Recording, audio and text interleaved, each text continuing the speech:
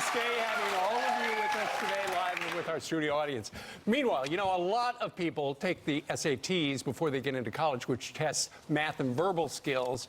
But soon, students will get another score for how much adversity they faced growing up and their current circumstances. This new score is calculated using 15 different factors, including crime rate and poverty from the student's high school and their neighborhood. All right, so what do you think about this? Is this really fair to students? Is this leveling the playing field? Here to react is the man everybody was just clapping for, let's be honest. The editor-in-chief of Campus Reform, Lawrence Jones.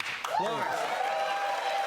So, Lawrence, I mean, if I make a lot of money, my school system is better, my teachers in theory get paid more, therefore it's better. If I don't have to go get a job after school, my grades are higher, and this is a way of leveling the playing field. How do you feel about that? This is not leveling the playing field. This is a savior complex. This is identity politics that we've been talking about at Campus Reform. The fact that they feel like they can judge people based on where they come from, the color of their skin, what they went through, I think is insulting. It's essentially saying those people that come from those backgrounds, people like me, cannot make it. And I think we warned America that this was going to happen, and no one paid attention. They say race is not a factor, though. Lawrence, what about people like me who grew up so poor, you know, we didn't have any money to go to college, wound up getting scholarships and things like that, able to make it. Would that help me get in? Well, the thing is this. People should be able to, from a merit-based system, fight for their scholarships.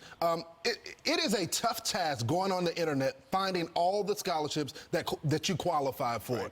Instead of fixing it on the local level in the education system and preparing people to go to college, we're about to create a workforce where people aren't qualified. But the universities don't care because guess what? They still get the money. Meanwhile, college students go into debt, their parents got to help them pay it back, and so there's really no incentive for them to push the students once they have made it to the college. Students that grew up in poor neighborhoods, because what if the colleges look at that and they say, we had too many from that neighborhood last time. What if it But they're not going to do that, Ainsley. They're going to end up putting most of those kids through. Those kids aren't going to be prepared to get through. By the way, this goes to the larger question. Why are we pushing college so much still when a lot of these college students that graduate with degrees still can't get jobs? Well, Lawrence, I'll take that, but I will say this. I know what's going to happen. They're going to start saying, hey, I know you're living in a beautiful area of Michigan, but we're going to get an address in inner city Detroit in order to look as though we're academically disadvantaged. They did not think this through. Second of all, the score is invisible. The kids don't know what their score is. So anything that's done in secret is very shady. They did it in 50 colleges. Exactly. And 150 in the fall. Here's a statement from the College Board. The ECD does not provide information about the student. It provides information about the student's environment, puts a student's SAT score and other academic accomplishments in the context of where they live and learn. Did these rich Hollywood people that are paying for their kids, are they the reason for this? Yeah, well, they probably are, but it's going to lead to discrimination. Look at the agent lawsuit that we report on at Campus Reform.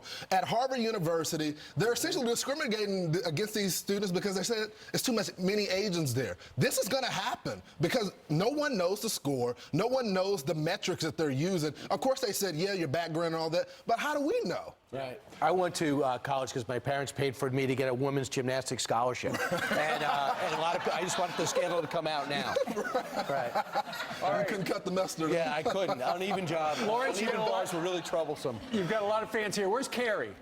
Carrie right back there in the second row. University of South Carolina, Lawrence. Yeah, wait a second. Are we taking questions from the audience? Yeah, we are. Carrie, what's your question for Lawrence? Hi, Lawrence. I really appreciate the work you're doing. I have a child who's going to be in college in a year. Yeah. When I was in college and graduated in 1982, we were taught how to think. Yeah. We weren't taught what to think. Yeah. And I can't even believe that all these years later, I'm concerned that my son is, going to be taught what to think. And I'm also concerned for his safety. He grew up in a fairly we are open thinkers. We are critical thinkers. We are not group thinkers. And I'm concerned that he's going to go to college and voice his opinion and get beaten up. And it blows my mind that all these years later I'm saying this.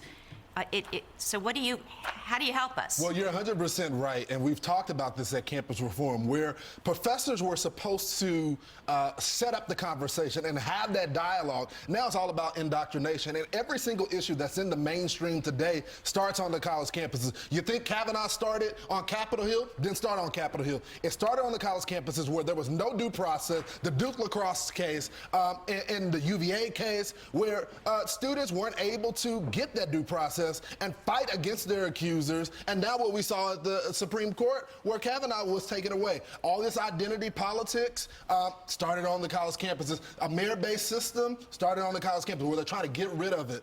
Every issue in the mainstream today, reparations started on the college campus, socialism started on the college campuses.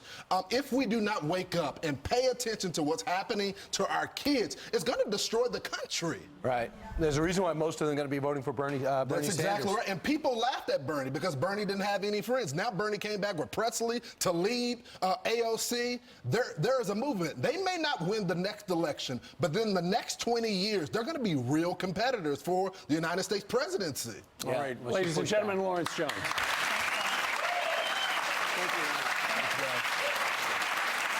coming up next, White House Deputy Press Secretary Hogan Gidley. Come on over. Through the